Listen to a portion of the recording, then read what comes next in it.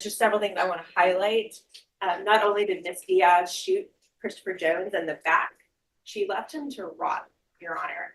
Not only tried to convince his family and friends that he was still alive through her texting them on his cell phone, she also tried to convince the police. You are watching the Justice Chamber. Like it, subscribe it, and share. The record. Court is calling 2020 CR 11865, State of Texas versus Mary Jessie Diaz. Can I have parties announced for the record for the state? Alan Jackson for the state. Defense? Charles Buck and Jim Tochi for Ms. Diaz. And are you Miss Diaz? Yes, Your Honor. You entered a plea of no contest on July 16th to the offense of murder. According to the plea bargain agreement, punishment is to be assessed at a cap of 25 years in the prison. There are no applications, and of course, for murder, you're not eligible for probation. Have both parties had a chance to review the PSI report? Yes, Your Honor. Yes, Judge. Any objections to the PSI report? Not from the state, Your Honor. No objections, Judge. All right. Any witnesses from the state or the defense? Not from the state, Your Honor. We just have argument. No witnesses, Judge. All right. Then the court will hear argument. State, I'm Yes. assuming you're requesting that I hit the cap? Yes, Your Honor. We feel that the 25 is already taking kind of evidence and other things into consideration. But especially after, if you read the PSI and you've had a chance to review the report, to review the autopsy, there's just several things I want to highlight. Not only did Miss Diaz shoot Christopher Jones in the back, she left him to rot, Your Honor. She left him alone in that house for the better part of a month. And there's evidence that she returned at least once, but likely more. She took his phone, his wallet, his watch, his dog, and his car. She used his car, she drove it around, she spent his money, she racked up his calls, she tried to collect rent from one of his friends, she tried to sell his equipment, and in that event, she got the murder weapon stolen.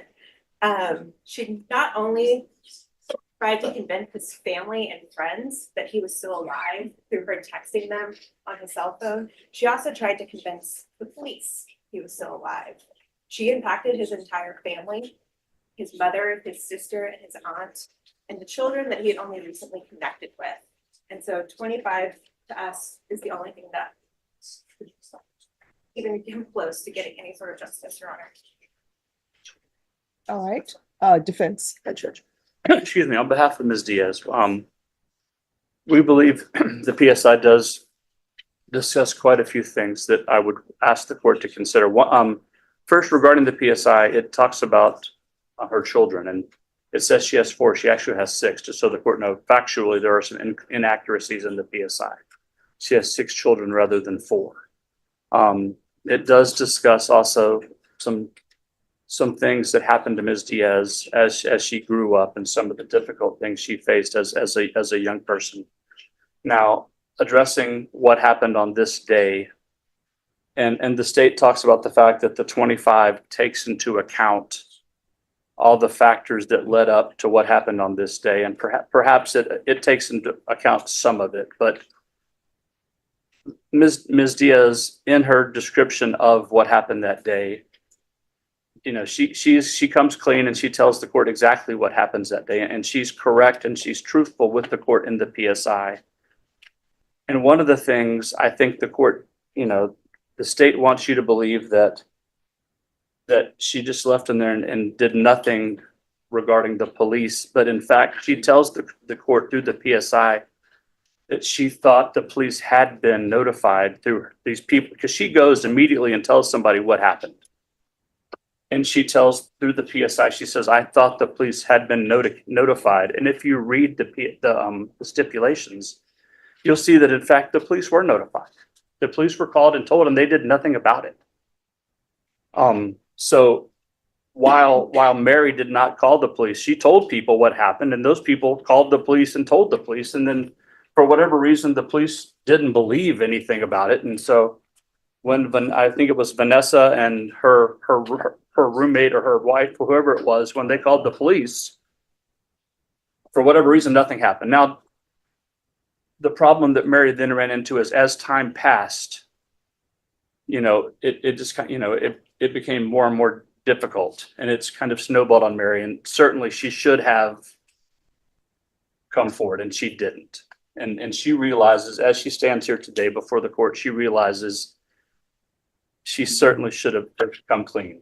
But as time passed, it became more and more difficult, and she made bad decision after bad decision after bad decision, which led her to make the one decision that, you know, that perhaps was her one good decision, that was to accept responsibility and come before this honorable court today and say, Judge, you know, I'm here. I accept responsibility. You can see in the, I don't think you've seen a PSI that is as accepting of responsibility as this one is. She tells you exactly what happened. She tells you why it happened. She tells you what was going on between the two of them and everything. And the good thing, if there is any good thing from Mary's version, is it's completely supported by the stipulated evidence. All the trouble that she says they were going through together is supported by the stipulated evidence. The fact that she tried to do something right after it happened and the first aid she tried to administer is supported by the stipulated evidence. So as she stands before you, she is accepting responsibility. She understands the court has to make this decision. She wants the court to know that she understands she's hurt many people. She's made a community feel unsafe. She's caused so much emotional stress to all the people that know about the case. She's done things. She will, she's hurt his family. She's hurt her family. She's hurt everyone touched by this. But she can't change that. You know, she's by accepting responsibility, she's hoping people will see that she's doing everything she can to make it right, even though it's years too late. And then when we talk about years, in this case, we're talking about a cap of 25 years. And the court, has the ability to consider, obviously a cap of 25 means 5 to 25. And we're certainly not thinking by any stretch the court should consider anything between 5 and 25. The court shouldn't. This is a murder case. This is the taking of someone's life. But we're asking the court to perhaps consider something between 20 and 25 years. And I would ask that the court read the stipulated evidence, how it compares to her statement of the facts. I would also ask the court to consider the fact that she spent 1 year in jail and then 3 years on full house arrest.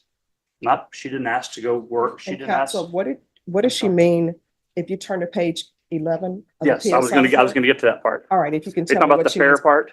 Yes. Yeah. So when she was asked about that, I asked her about that. I said, Mary, this sounds terrible. And she says, Charles, what I was trying to say was, when this happened,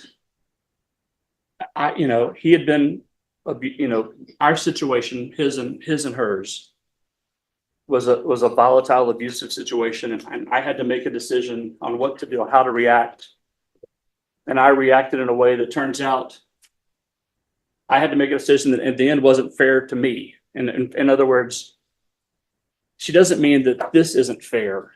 She means the result, she made a decision that in the end, the result wasn't fair to her, and that she was placed in a situation where she had to make a decision that it wasn't fair to make her make that decision. In other words, he placed her in the untenable situation where you've got to decide to make this decision. And it's not fair to put a person in a situation where you've got to choose either I'm going to do something terrible to you, or you have to do something terrible to me to keep that from happening to you.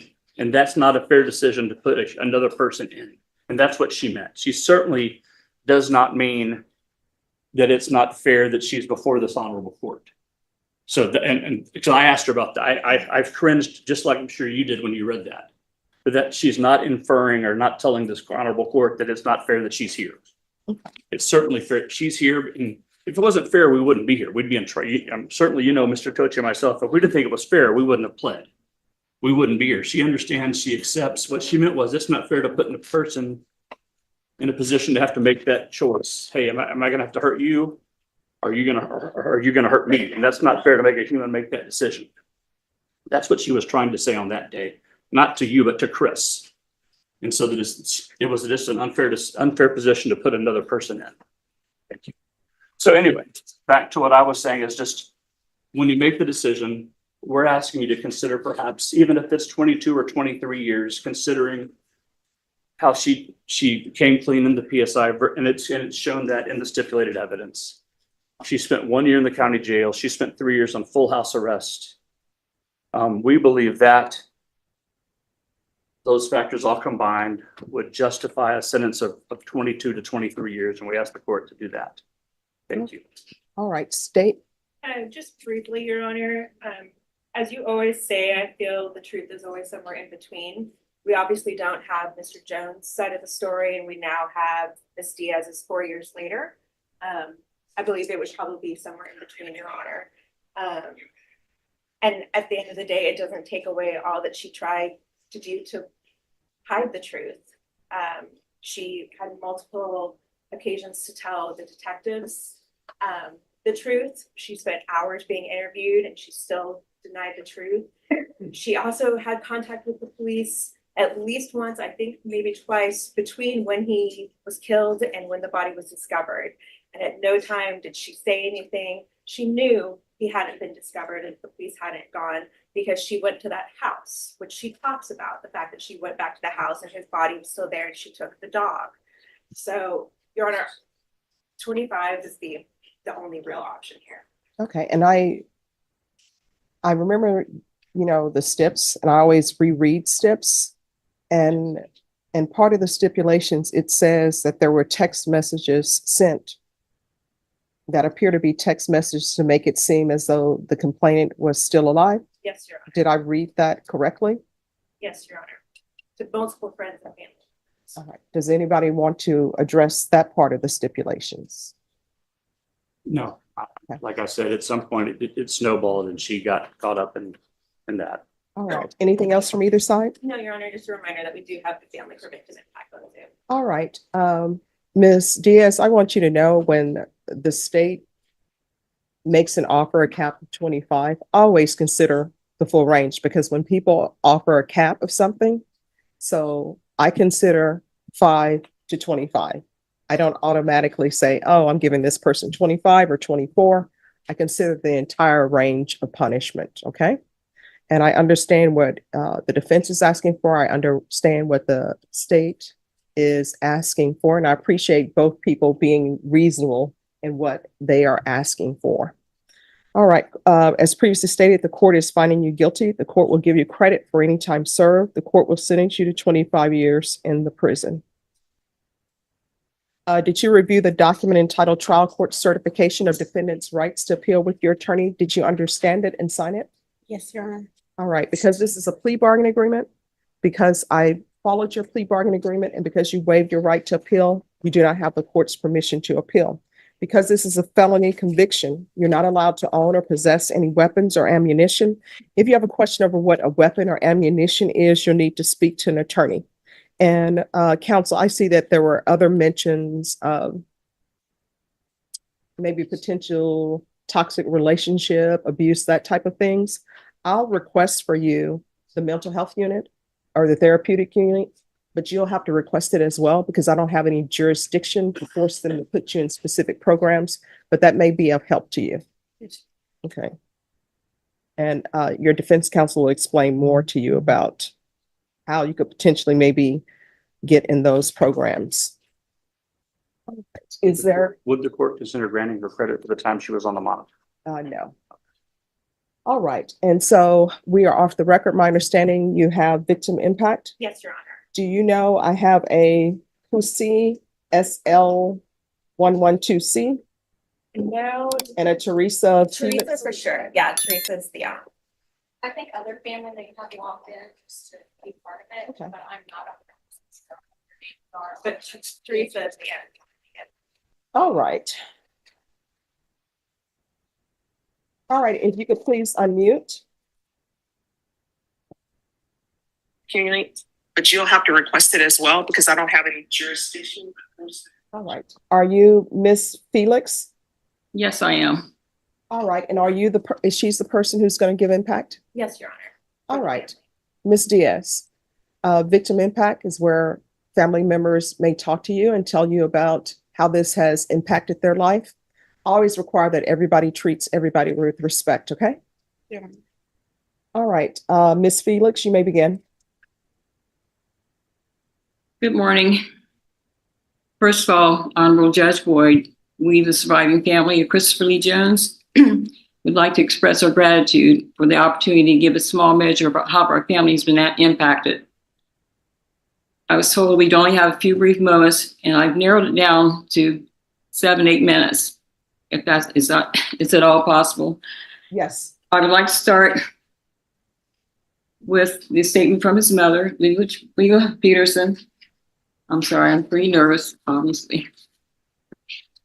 Chris was my firstborn and only son. My hope was that his life would be blessed and anointed by God.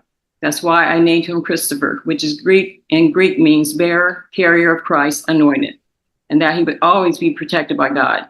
When he was growing up, my family and I tried to provide love and support to him in all he tried to do.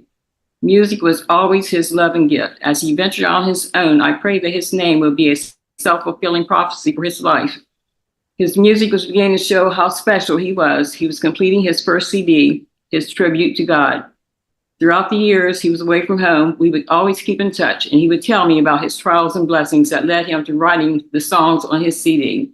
He thought he would finally be able to bless others with his songs. Then evil crept into his life in the disguise of a trusted friend and heartlessly ended his life. All the good memories have all the good memories have been replaced by sorrow, despair, and disbelief that this could happen. I will never again receive a call from him to let me know he's okay and share with me what has been going on in his life.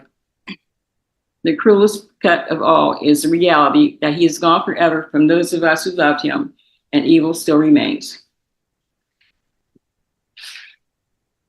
Next, I would like to share with Mary.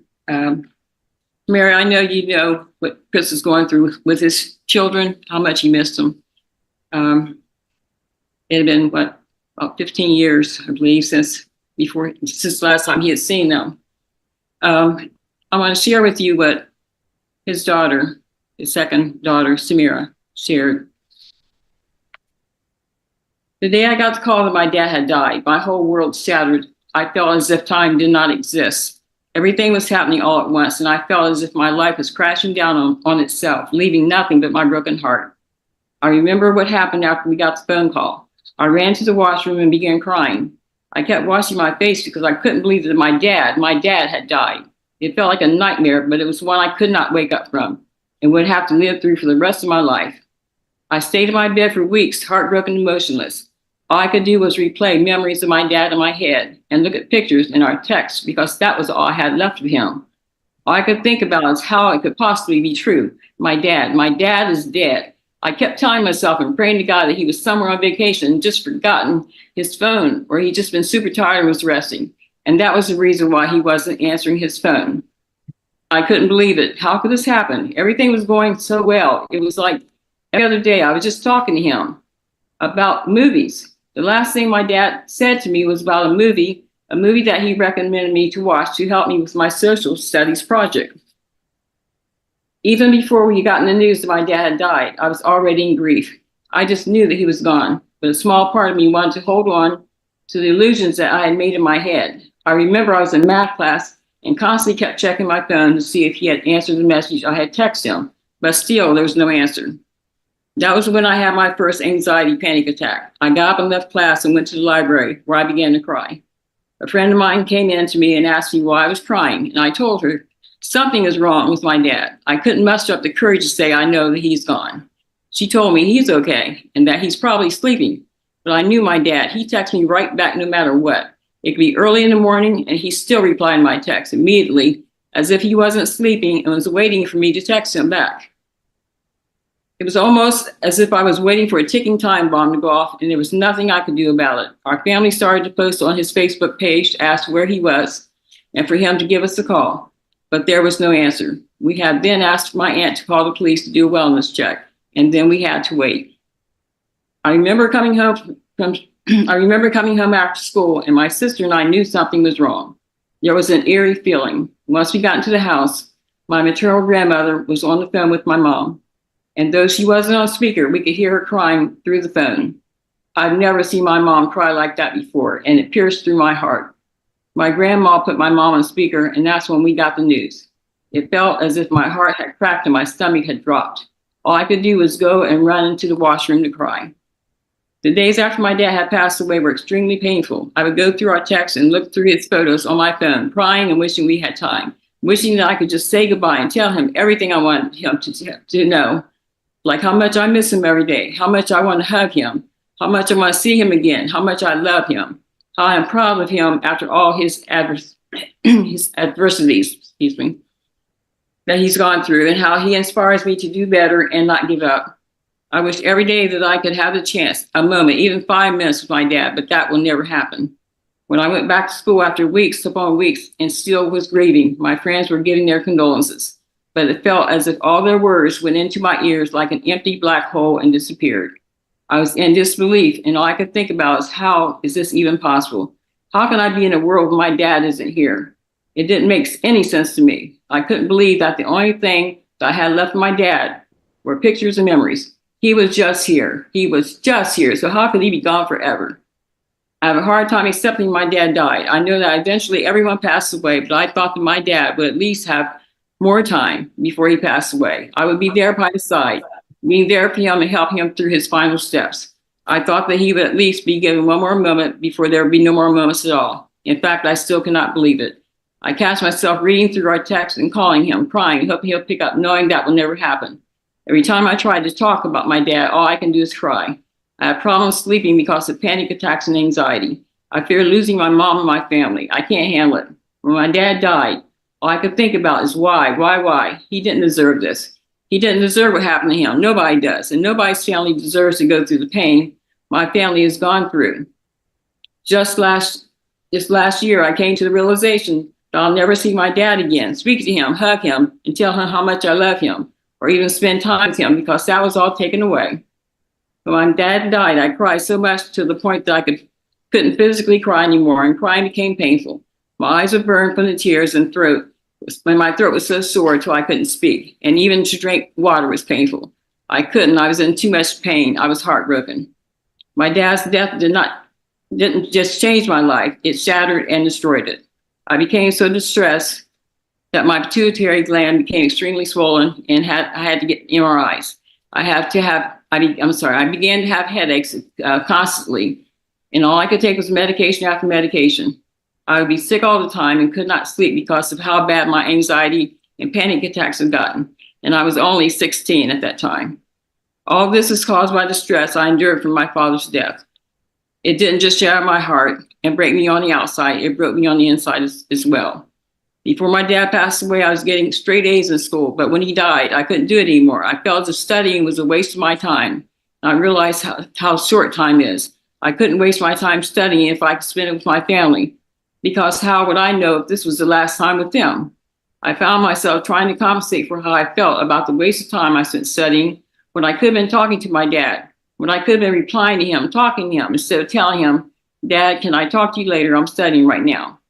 But I'll talk to you later. I love you.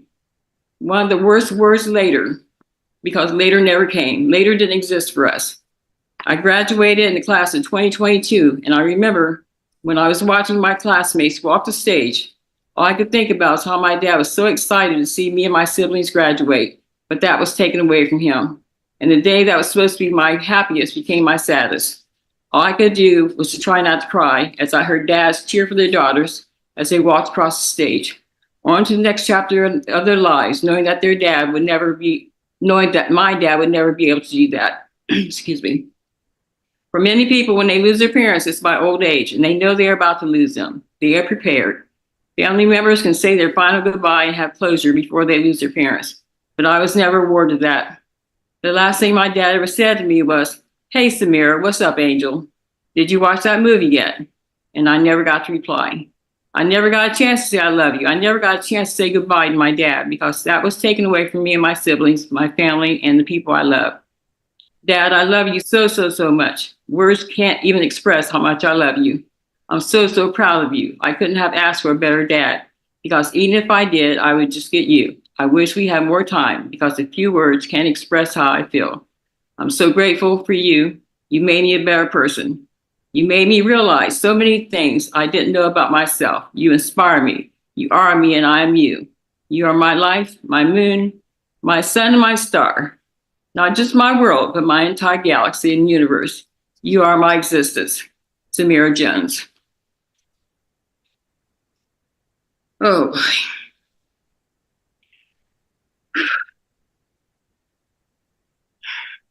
Okay, Teresa?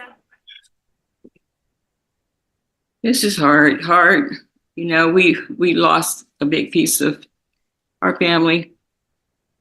Everyone has things in their life that they wish they could change, and things that sometimes happen that they wish didn't happen.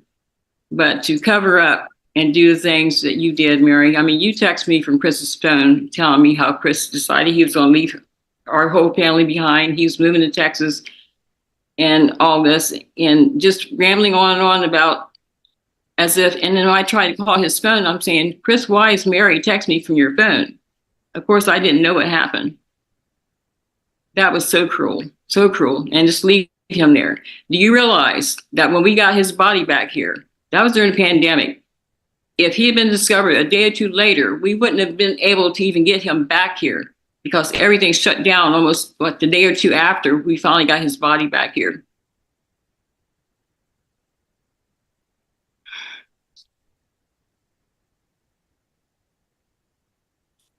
I don't know what else to say. I hope God has mercy on your soul, that you understand what you have caused, you know, whether intentional or not, I don't know. This is cruel. That's all I can say. Thank you, Judge Boyd, for letting me take the time to express our feelings. All right, thank you. I'm sorry for your loss. Thank you so I'm sorry. much. No, I'm not. Oh, that's right. Yeah. Sorry. Thank you. I'm sorry for your loss. God has mercy on your soul, that you understand what you have caused, you know, whether intentional or not, I don't know. This is cruel. That's all I can say. Thank you, Judge Boyd, for letting me take the time to express our feelings. All right, thank you. I'm sorry for your loss. Thank you so I'm sorry. much. No, I'm not. Oh, that's right. Yeah. Sorry. Thank you. I'm sorry for your loss. Court is calling 2021 CR 4317, State of Texas versus Kevin Lawwill. Can I have parties announced for the record for the state?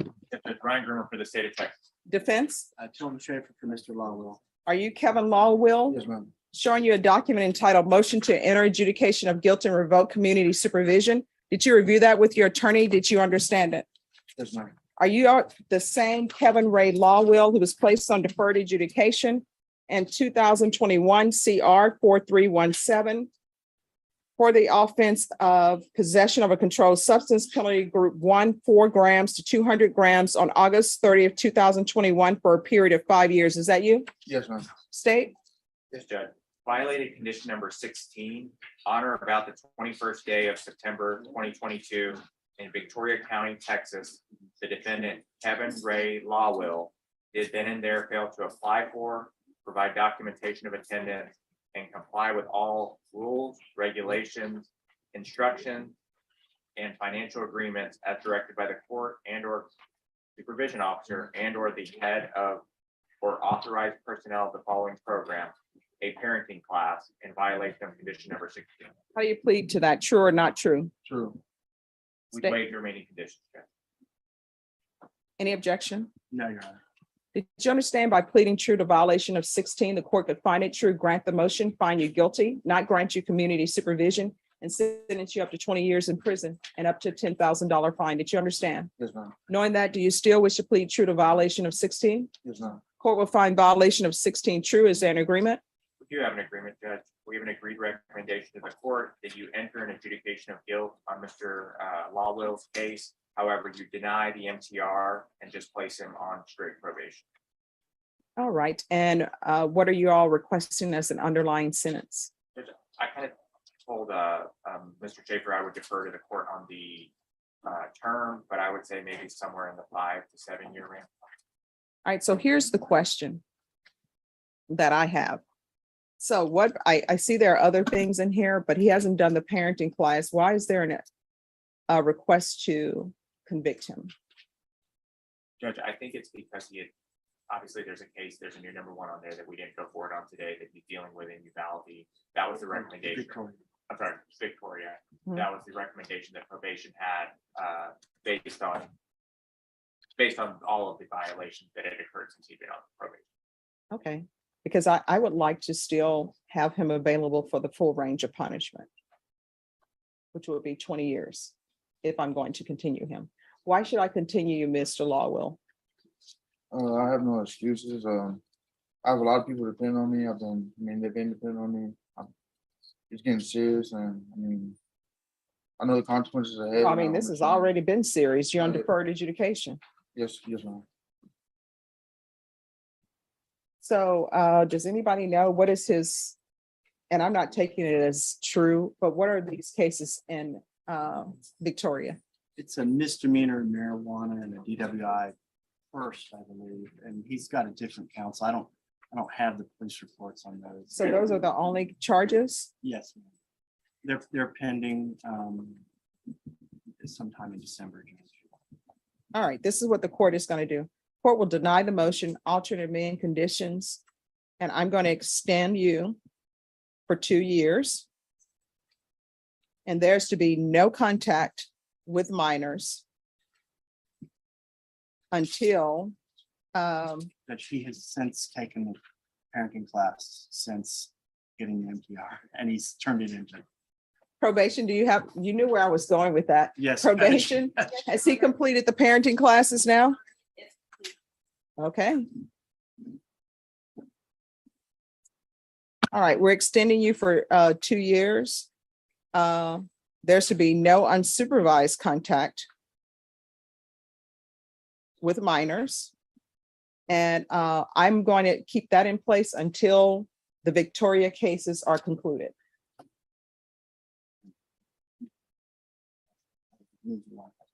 Or my parents, another adult. Okay. Yes. Yes, sir. And all other conditions are to remain. So what that means with no unsupervised contact, that means that if your wife decides to go to the grocery store, and sometimes people are like, it's too complicated to put children in child seats, you need to let her know. Okay. You can't do that. All right, is there anything else from either side? No, you're not. All right, don't come back here again. You understand? Unless you're coming back here because you've completed everything. Yes, ma'am. And recall the warrant. Thank you. You're welcome. Mary Jessie Diaz thought she could explain away a murder. She told Judge Stephanie Boyd she shot Christopher Jones in the back, left his body rotting in a house for nearly a month, and only came clean because the lies snowballed. Her defense asked for 20 to 23 years, insisting she deserved credit for eventually telling the truth. But the state reminded the courtroom of the horror she left behind. Diaz stole the victim's car, his wallet, his dog. She texted his mother from his phone to pretend he was still alive. She tried to sell his music equipment, and in the process, lost the murder weapon. When police finally found Christopher, Diaz had already spent weeks spending his money and lying to everyone who loved him. Judge Boyd listened carefully. She acknowledged the defense's mention of a volatile relationship and promised to request mental health support for Diaz in prison. But when defense counsel asked for credit for the years Diaz spent on house arrest, Judge Boyd shut it down immediately. Oh no. Then came the vomit. The judge rejected the plea for leniency, refused to go below the cap, and sentenced Mary Jessie Diaz to 25 years in prison, the maximum allowed. No appeal, no probation, just justice.